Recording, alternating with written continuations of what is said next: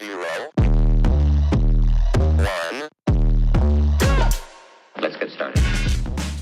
Hello and welcome to Beyond Top 10 Tennis. My name is Dr. Ashley Morgan-Berge and I'm your host. Welcome to day 2 of the French Open, our special edition that we only started rolling out just yesterday for the French Open. So there's a little bit of a different format.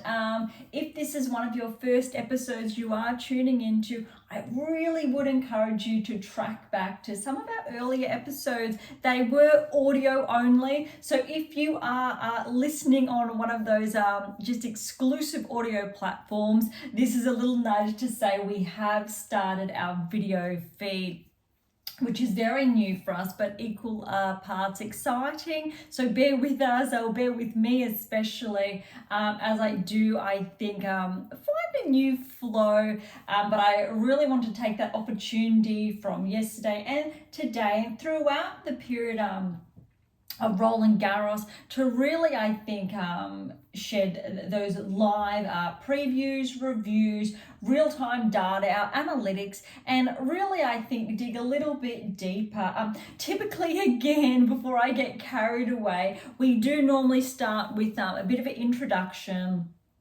from my background, accomplishments as the world's leading scientist, in coach and athlete performance, specifically on the forehand ground stroke. I'm the world's leading scientist behind how to develop a top 10 tennis ranking. It's really exciting. I feel like I don't talk about that enough. Look, my latest release, How to Develop a Top 10 Tennis Ranking, came out a few months ago. The other one's in the background there, but it's there. But I do have 12 books that are published, which also includes one of them. I brought them along today. So typically when they are audio exclusive, I don't have the chance to show you, I think, those visuals, which is always a bit of fun. But before I think I get carried away again, if you do want to have a bit of a better understanding, grasp on where I'm coming from, background, I think the work I've been doing for going on 20 years, head on over to AM8 International, listen to some of our previous episodes, and you'll hear, I think, a lot more in there specifically on that. But I really would encourage you again to track back over to, I think, AM8 International, where there's a lot there, and there's our About section, and there's one on Dr Berge. So feel free, and I really would encourage you, if you are unsure, just to dive in, really. All right, I really want to set today aside to look at day 2. As always, we'll start with the WTA Tour, ATP Tour to follow. Yesterday, we really did wrap up the week that was. So essentially, we kept with the flow that we would typically do, reviewing the rankings, if there are new rankings that are out, which it typically happens most weeks, not always. And then relative, I think, performances that have happened and have unfolded with the various events throughout the week that has been. So it's really exciting because this is actually only the second Grand Slam that I've exclusively tapped into. A lot of my other books, the What Is Your Game Missing series, so that is what is your game missing? What is your game missing now? And what is your game missing to win? One of them actually was voted number 1 a few years ago as the must-read tennis book worldwide, which was really exciting. So, but what those books essentially did, they dived into events from Australian Open, Wimbledon, US Open, Roland Garros on multiple occasions. And we pinpointed specific players and their projections, how we can also use our analytics to know who's going to win a Grand Slam, if they're going to win a second Grand Slam. Really exciting. Obviously, along with their correlating with their ranking success, if they are going to track towards that top 10 tennis ranking, or they're going to regress. There's a lot of really interesting insights in there. But then what we've been able to do is track backwards on how we can make that happen, and that's where it gets exciting. So this is I think this the second Grand Slam where we've had Beyond Top 10 Tennis. We celebrated our first anniversary a few weeks ago now. So instead of writing in real time, it's a very different approach and twist in contrast to waiting for that next publication to come out. So I just wanted to share, I think, a backstory there on the emphasis, but also how integral this is, especially for players if you are ranked inside the top 10 on the WTA or ATP Tour. There are such significant takeaways. If you are inside the top 100 actively playing, there's so much here to learn to progress towards, say, top 50, top 30, and so on. And also for the majority out there, and I say that because there's only 200 at any given time across both tours inside the top 100. If you have that ambition or you're curious on how it works to progress towards, say, the top 100, towards top 50, and eventually top 10, towards Grand Slam success, you're in the right place. There's no other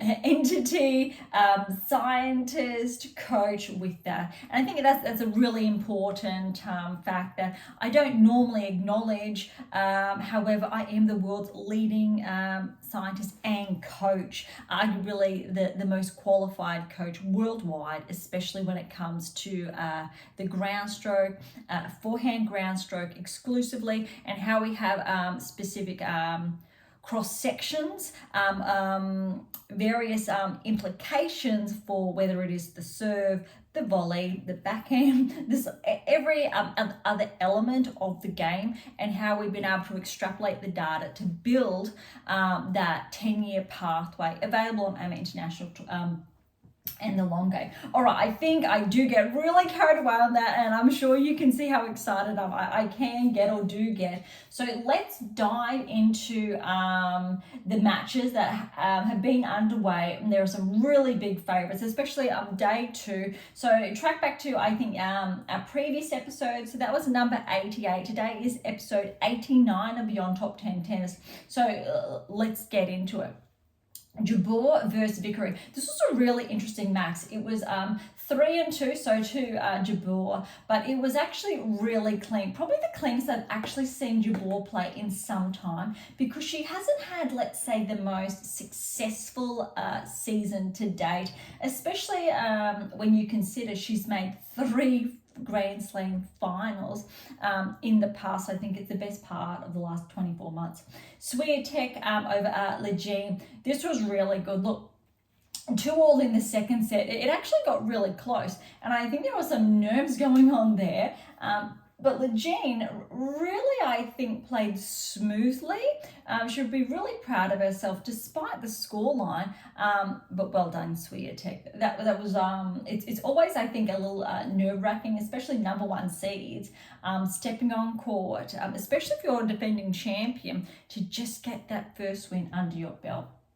Vondrousova over Masarova, 1-3, really clean. I'd love to see how Vondrousova tracks. We really need to remember that she did win last year, so she has that Grand Slam to her name. And I'm really looking to see how far she can track. If she's able to almost replicate that performance, there's definitely quarterfinals on the cards for her or more.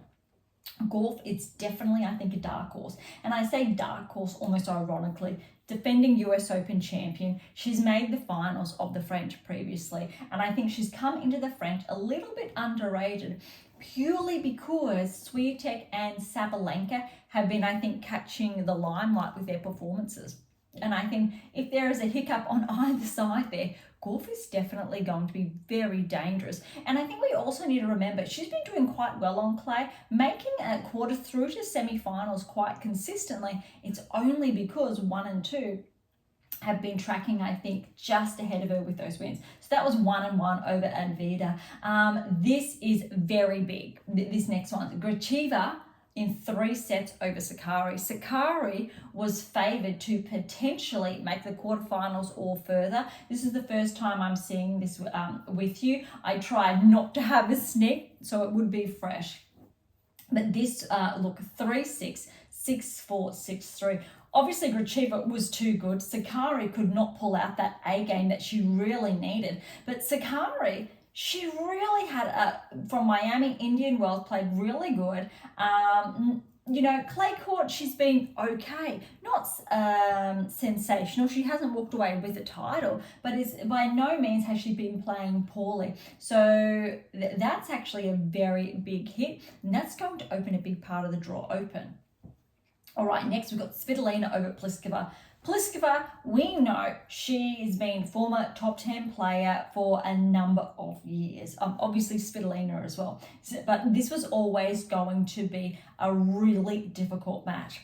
3-6, 6-4, 6-2 to Svitolina. Really happy for her. Looking forward to Svitolina potentially making a semi-final run. She's done it before. She definitely can do it again. However, obviously Sakkari being moved out of her way, potentially. However, Gauff is also in the mix on this half of the draw, I believe. All right, Parry over Ferro, that was 3-6, 6-3, 6-3. Paolini over Saville. They had a rain delay when Paolini was 2 points away from match point. Saville played actually really well. She's an Aussie. She's ranked around 85, I think it's 83 in the world from memory. But she played relatively solid, and the scoreline is 3-4, but Paolini was really good. So she played a clean game. That said, she didn't play as sensational as I was anticipating. So the next two rounds are going to tell us a lot. Kalinskaya over Burrell, 7-6, 7-5. Kalinskaya, I think she's around 25 in the world. I believe she made roughly around the quarterfinals of the Australian Open, skyrocketed her back or inside the top 30. Her results have been mixed. Not as good as, say, Paolini, who had that standout performance at the Australian Open. Kalinskaya, however, was really good. She has not captured a significant title like Paolini has this season, but I wouldn't be surprised if Kalinskaya makes a surprise around a 16 berth. Cocchiaretto over Haddad Maia. 3-6, 6-4, 6-1. Haddad Maia is the 13th seed. That's another seed on this side. This was actually very substantial. Haddad Maia has been inside the top 10.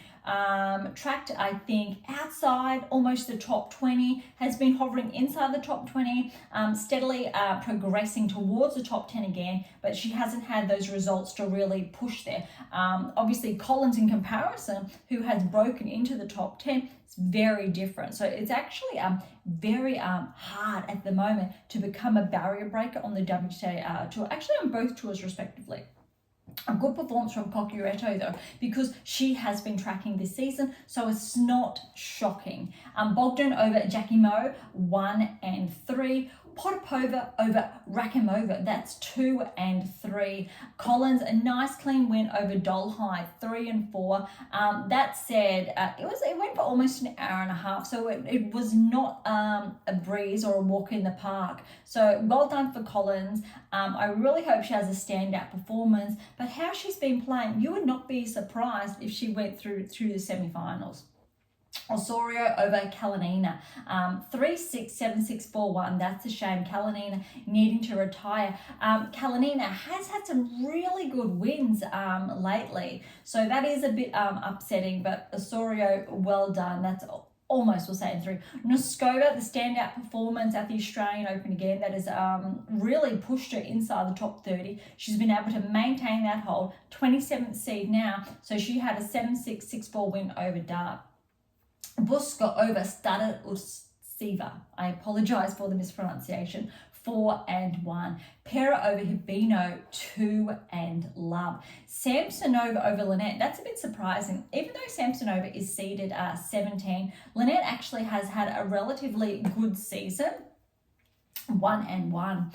Fernandez over Ponche, 2-love. That's a really good one for Fernandez. Andreescu is back in action. This has to be, I think, her first Grand Slam in almost 3 years, maybe at least 2 seasons. We know a couple of years ago now, Andreescu had that breakthrough, winning the US Open. I think she was around 19 years of age when that did happen, and she's been dealt a blow with injuries in recent years. So to get that first round win, well done. That's really great. And we haven't seen her play in other tournaments so far this season that I'm aware of, to be fair. So a win, first round at the Grand Slam, there would have been a lot of nerves. And over Sorobes Tormo, 7-5, 6-1. That's a really good performance because Sorobes Tormo, she has been consistently showing up this season. Bagu over Riera, 2-3. Tomova over Alexandrova, 6-3, 7-6. Alexandrova has had actually a good start this season. I think it was a couple of weeks ago, Alexandrova got a win over Swiatek. So please correct me if I'm wrong. I'm sure I can look that up. But Alexandrova has had some very good wins this season. There's a reason why she's maintained a really good hold inside the top 20. She has caused a problem for players inside the top 10. So to have her out as well, look, it's clearing, let's say, a path for the primary, let's say, players that we are really looking at. Sakkari's out, and then with Alexandrova out, Haddad Maia out, it's going to get interesting. But we know this happens every Grand Slam. And it really, I think, adds to the story. And a couple of episodes, I really ran home the emphasis about the stories that are really unfolding and being told, because there's so much we can learn about that, and the players who are going to continue to track and those who are going to then regress. Pavlyuchenkova over Udivari, 3-4. Baptiste over Day, it was 4-6, 6-2, 6-2. Back to Pavlyuchenkova though, because that wraps up the women's draw for Day 2. This is one of my sidekicks, and he was a bit upset that he wasn't getting the attention. There's another sidekick here, but I normally do keep them in the background. So that is where all that noise has come from. If you are listening to audio only, I really do apologize, but really track on over to the video feed to have a look at, let's just call him a cheeky monkey, but he's not a monkey, as you can see. But these guys are a lot of fun. Right, we've got a lot of interesting ones that have unfolded, I think, over Day 2. But the biggest ones, I think, Zverev and Nadal, and we will get to that shortly. But Sinner Eubanks had a breakthrough season, I think it was 2 seasons ago now, and he was no easy walk in the park for Sinner. 6-3, 6-3, 6-4. So I think Sinner actually played really well, really cleanly. Eubanks, however, he did get a number of games there, so it wasn't as smooth as I think potentially the scoreline could suggest. That said, Sinner's been out, so he has been injured. He has said that he has recovered. He's feeling good. That said, I think as far as expectations are concerned, it's a little difficult to gauge until, let's say, he gets a number of other wins under his belt, because he has been sidelined, even though just a small amount of time. This was a good one. Tsitsipas over Fucsovics. Fucsovics is no walk in the park. 7-6, 6-4, 6-1 Tsitsipas. Tsitsipas has to be inside the top 3 favourites. Potentially his best chance to win a slam, which brings me to Zverev over Nadal. 6-3, 7-6, 6-3. Zverev was just too good, and both of these two, Tsitsipas and Zverev, this French Open has to be one of their best chances to claim their maiden slam. Tsitsipas has been playing well. I think it's 2 titles now that he has secured, although he's had some, let's say, fluctuating results in between. Rudd, however, is a bit ahead. So Rudd is actually favoured as well. That said, I really want to focus on these two just at the moment, because Rudd, by all accounts, has the capacity to win his maiden slam as well. But both Zverev and Tsitsipas, like Rudd, have made the finals.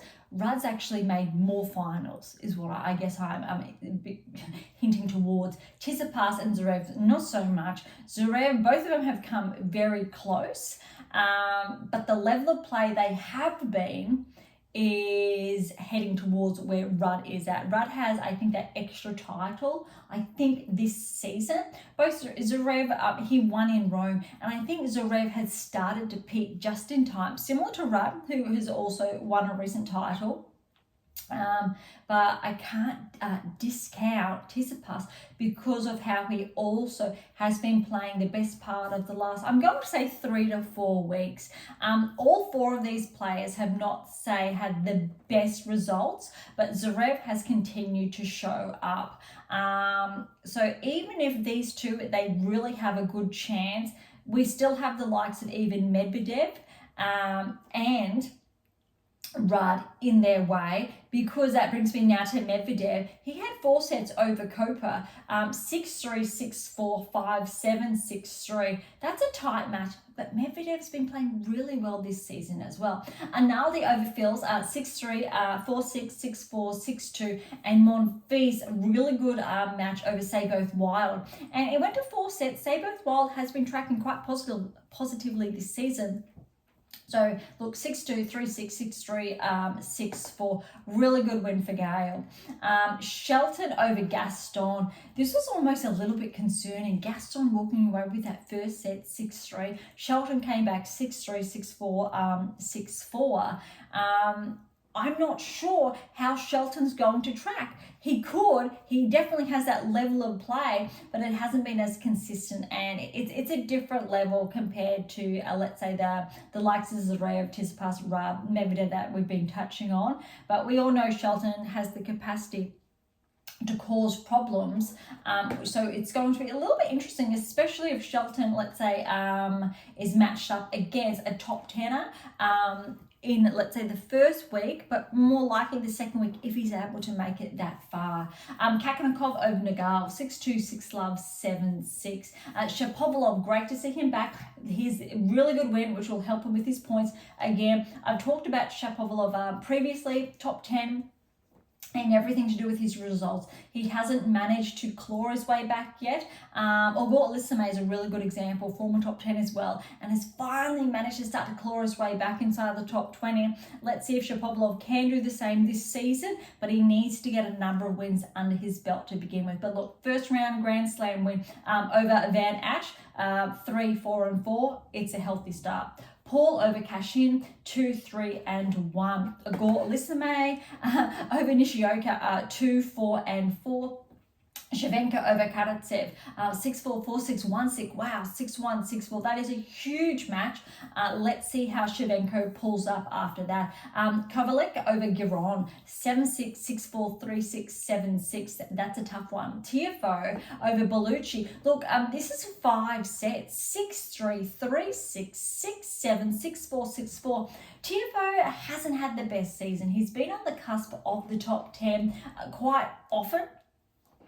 Similar to, say, Fritz, for example, but his level of play has not been up there where it, let's say, once was so far this season. It'd be great to see how he tracks. Normally we see him have a standout performance at the US Open, understandably, though I'd love to see him with more of that consistent baseline to cause, say, more problems for the top 10, because he's one of those players that genuinely has those tools that can. Squire over Purcell. We watched the end of this, and this was absolutely brutal. Purcell's an Aussie. He's been inside the top 10 for some time. He's won Grand Slams for doubles. Squire is a qualifier. I believe he's an up-and-comer from Germany, but look at this scoreline. 6-2, 6-2. Then Purcell came back to win the next 2 sets, 6-3, 6-4. Tie break, it goes to Squire, but it was 12-10. Purcell, I'm not too sure if he actually had championship point or match point, sorry, but I think he came close. I'm going to say there probably definitely wasn't in there, but way to go for Squire, the qualifier, to hold on to that. Let's see what happens to his ranking after this first round. That's how it gets quite exciting after the French. Serdalundo over Haffman, 3-3 and 4. Baez over Hyde, another 5 set, 4-6, 6-3, 6-1, 4-6, 6-3. Kekmanovic over Monteiro, 2-1. That was 4-6 and 7-5. Vovic over Sorfelin, another 5, 4-6, 7-5, 6-4, 6-7, 6-4. That's a very big one. Quant over Rusevori, 3-4 and 3. Misalovic over Berthier, a 5-setter. Wow. A qualifier and a lucky loser here. 4-6, 4-6, 6-3, 6-4. 6-2. That is a huge match. A bit over 3 hours. So we have seen him go longer, and this one went for over 4 hours here. A 5-setter. Norrie over Kotov. Kotov got the win, and Norrie's a 32nd seed, and we know how Norrie can perform, especially on the grass. But look at this, 4-6, 6-3, 3-6, 7-6, 6-2. That is a huge one. All right, the last two for day 2, Mazzetti over De Gallen, 3-3 and 5.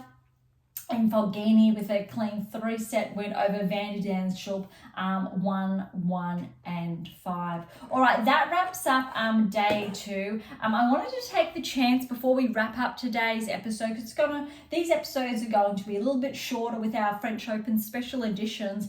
But while we have the chance, let's take a little bit of a peek into today's matches that are essentially going to unfold on day 3 then.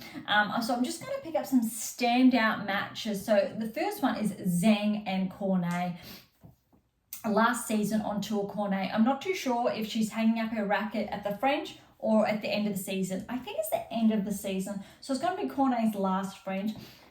Would love to get for Cornet to get a win, and Zhang hasn't been playing as well this season, or hasn't had a performance that correlates with the top 10 ranking since her finalist result at the Australian Open. So this is actually going to be very interesting. Plus, we know Cornet has caused so much trouble over the years in a really good way at the Grand Slam level, and I've said it previously, and I'll say it again, it'll be a shame to see her go. Rybakina over Minen. This will be very interesting to see how Rybakina performs, given that she has been a little bit unwell lately with a couple of withdrawals from some events. Sabalenka over Andreeva. Now, Erica Andreeva, she's ranked 100 in the world, but let's see if she can cause a little bit of trouble like her sister. I'm going to predict probably not at this stage, and Sabalenka may very well have a very clean win. Kasatkina over Fretch. Fretch has had a relatively good season. However, Kasatkina also has had some early losses, but some really good wins. Most likely Kasatkina there. All right, Azarenka has Podoroska. Azarenka obviously is favoured, but Podoroska again has been tracking this season. All right, some other, let's say, standout matches. We've got Bulta over Badosa. Bulta has a title this season. Badosa's ranking, she's around, I think, 130 at the moment. She definitely has that firepower to get that win over Bulta.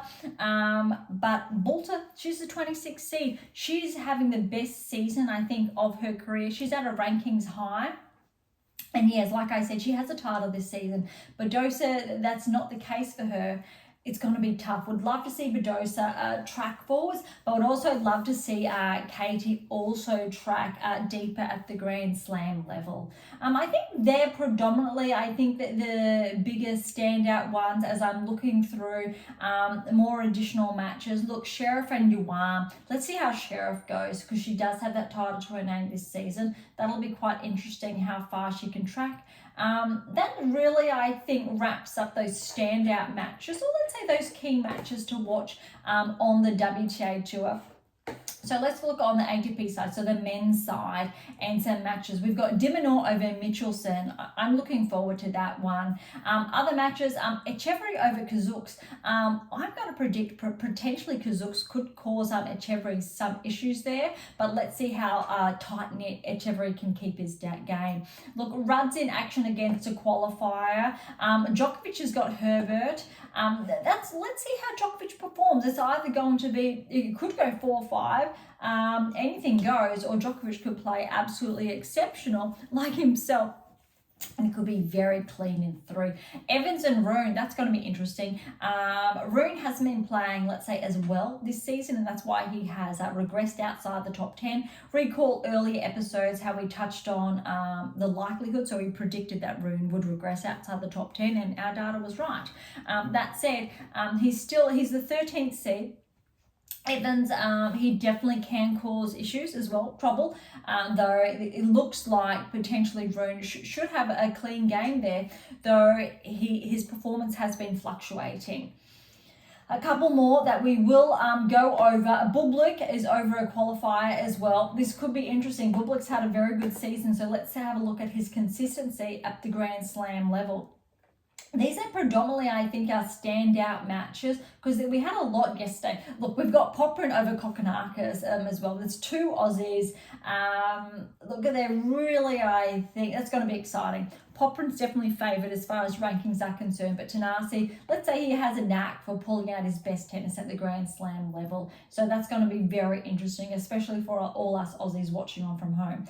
But just still in action over Munar, though that really, I think, wraps up the bigger matches for day 3. But look, we've gone over all the action of the French Open for day 2.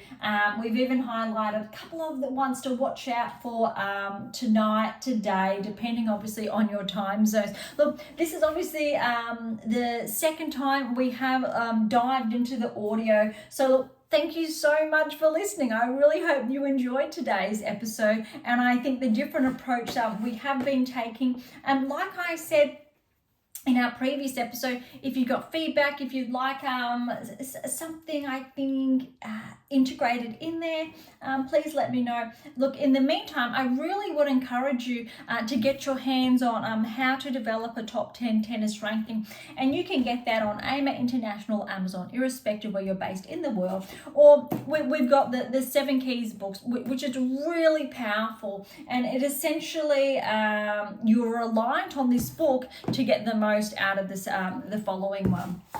Really important. Look, for any comments or questions, head on over to AM8 International or Topicthread. That's a social platform I built set on data privacy. That's a little bit different. Look, to interact with Beyond Top 10 Tennis, head on over to Twitter, Instagram, YouTube, Spotify, wherever you choose.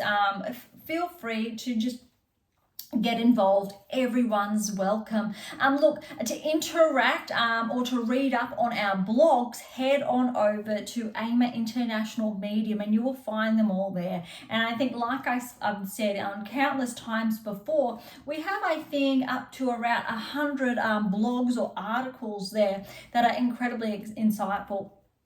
For something different, head on over to Pink Octopus Books, where you'll find my fictional release, which is right here as well. And that's just for a little bit of fun. Or Spruik, that's some random polls as well. So remember, all of these links are going to be in the show notes, episode notes as well. And look, if you enjoyed today's episode, please subscribe, like, or share. That would be absolutely phenomenal. But do remember that we have scholarships available on AM8 International. So again, head on over there. You will find that with options to work with me exclusively, especially if you're looking to track closer towards that top 10 tennis ranking. So don't be shy. Come and say hi.